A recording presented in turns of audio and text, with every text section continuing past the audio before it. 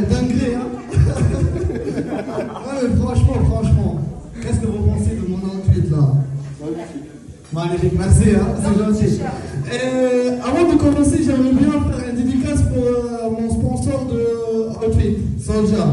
C'est Avril. Ouais!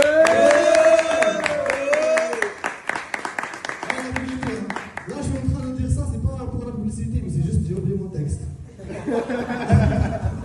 Non, vous inquiétez pas. J'écris mon texte au chantier parce que je travaille pendant maintenant, c'est réparation et tout. J'écris avec le bruit de visseuse à côté de mon oreille. Mais là, on a 5 minutes. 5 minutes, putain. Ils m'ont appelé, ils m'ont dit t'as 5 minutes pour faire rire les gens. Voilà, ils croyaient que c'est facile, mais c'est pas facile. Hein. C'est pas facile.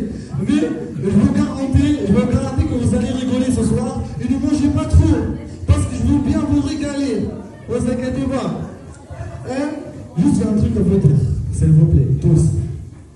Faites attention. Surtout le monsieur là-bas, il va dormir là. Ah ouais, c'est quoi? Ouais, c'est quoi? Regarde pas à gauche. Aïe. Franchement, ça me fait plaisir d'être devant vous là. Et vous inquiétez pas, le texte il est encore long. Hein. Il est encore long, on va pas s'arrêter ici. Parce qu'il y a certains de vous là, ils sont en train de me regarder bizarrement. Et je trouve ça c'est normal parce que vous n'avez pas l'habitude de voir un pétard jouer sur scène et faire des stand-up. Vous avez plus l'habitude de le voir à Barbès en train de vendre des cigarettes. Faire des sandwichs au merguez. T'aimes bien le merguez, non? Franchement, je vous aime tous. Je sais pas pourquoi, mais je vous aime quand même. Toi là-bas, arrête de me regarder avec ta vieille casquette de Clémencourt. Rigole. Laisse tomber. Écoutez, s'il vous plaît. Là, on va parler sérieusement. Moi, je viens de Djerba. Djerba, c'est une petite île en Tunisie. Et Djerba, pour moi, c'est comme les Maldives, mais d'Aliexpress. Tout simplement. Parce que la vie là-bas, elle est pas chère. Et c'est pas de la pub aussi, hein. Mais je vous conseille d'aller la visiter quand même. Putain. Voilà, je vous aime encore une fois. Mais là,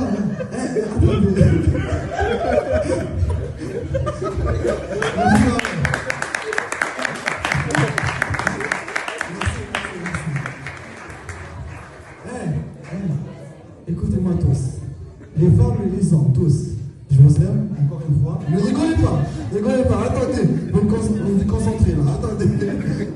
Mais la vérité, vous voyez ce putain de micro de merde là, c'était mon rêve de le tenir dans ma main, mais c'était juste pour chanter.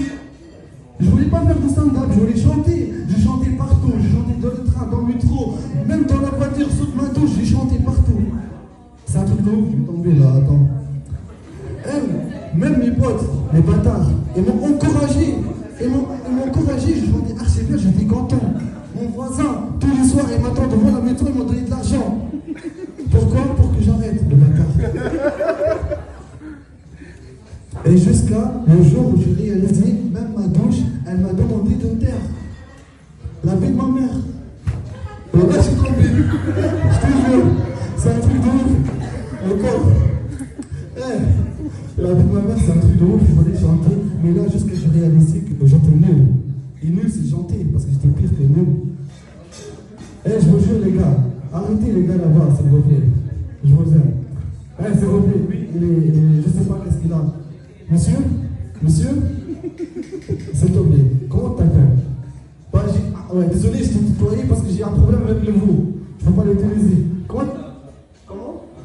Hamza, enchanté. Fais quoi dans la vie? De quoi? Petit à petit. Vous voyez entre nous là, il se cache quelques petits hypocrites. Ouais. Mais on ne le voit pas. Parce que moi, je connais l'hypocrite le plus fort dans le monde entier. Et là, je vais vous raconter une histoire et vous me dites si c'est vrai un hypocrite ou pas. Si vous allez gérer. C'est pas moi. Là, je me rappelle, c'est mon cousin, il se cache ici, aussi là. Regardez mon bas de table, peut-être. Et là, on était petits, je trouvais un migot par terre. Je l'ai pris, je l'ai mis dans ma bouche, j'allais fumer, et lui, il m'a regardé, il m'a tenu la main, il a demandé à mon frère de partir m'en balancer à ma mère. Et moi, je dis d'agir comme ça, et j'ai poussé mon frère, ou ralenti comme les films, comme ça. Oh, je sais pas si c'est vrai comme ça ou pas, mais je l'ai poussé. Et je la ville à gauche. Mais ma mère, elle était plus intelligente et plus rapide que moi. Elle m'a senti les mains. Elle a senti l'odeur de cigarette. Elle m'a tapé, elle m'a tapé, elle m'a tapé, elle m'a tapé. Elle pensait que j'étais un tapis sale, elle voulait nettoyer. Je vous jure, elle m'a tapé, elle m'a tapé. Laisse tomber, pendant 2 jours, elle me tape, juste pour mes cigarettes. Et c'est pour ça que je ne fais pas aujourd'hui. C'est pas bien pour la santé. Et du coup, j'avais au CM, je regarde à droite, à gauche, je vois mon cousin, il est en train de rigoler. Et dans ma tête, je me suis dit, rigole. On verra qu'il rigolera à la fin. Je sais pas si c'est vrai. Jusqu'à le jour où je me trouve à Paris. Je me suis trouvé à Paris, c'est lui, le même bâtard, je ne sais pas si vous vous rappelez de lui, il m'a appelé. Et il m'a dit, c'est de sais faire de la peinture. Et moi, avec fierté, je lui ai dit, oui, je sais faire de la peinture. Il était content. Il était content. Moi aussi, j'étais content. Mais dans ma tête, je me suis dit, c'est le moment de se venger. Je ne vais pas tomber, t'inquiète, madame. Ne vous inquiétez pas. J'ai calculé 1m60 sur 1 mètre. Je travaille dans la maintenance. Ne vous inquiétez pas. Et du coup, j'ai accepté de prendre ce chantier, de faire de la peinture. Il m'a ramené dans un appartement à Paris 9e, 5e étage. Il m'a ramené de matériel. Il m'a donné de la peinture, une espèce de poudre blanche. Et il m'a dit, ça c'est de l'enduit. Ça n'existe pas chez nous, l'enduit en Tunisie. Il m'a donné un bâche. Il m'a dit, il m'a enlevé, il est parti. Je regarde à droite à gauche comme ça. Je prends l'enduit, je le mélange avec la peinture, je l'étale sur tout le